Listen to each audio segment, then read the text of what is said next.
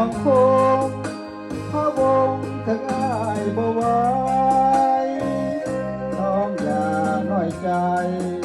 ว่าอายนี่จะลืมไหลขอจำมันในใจว่าสายฮักแท้แน่นอนน้องนายจะเหมือนตัวอายบ่นอคือมีผู้หอมหอม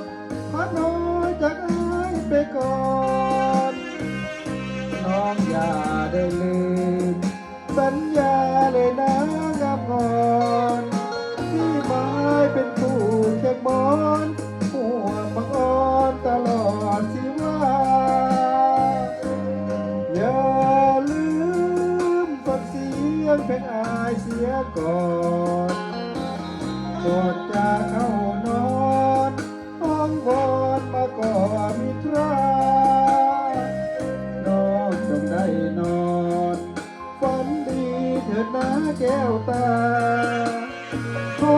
น้องอย่าลืมนะสัญญาสองเราเดินหน้า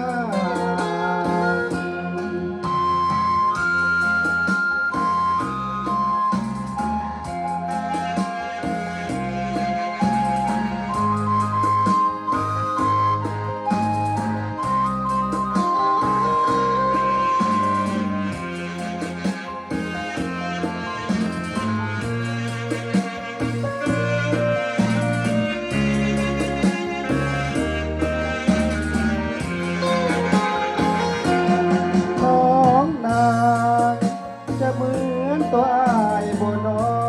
คือมีผู้ห่วงหอพัดน้อยจากอายไปก่อนน้องอย่าได้ลืมสัญญาเลยนะงามอ่อน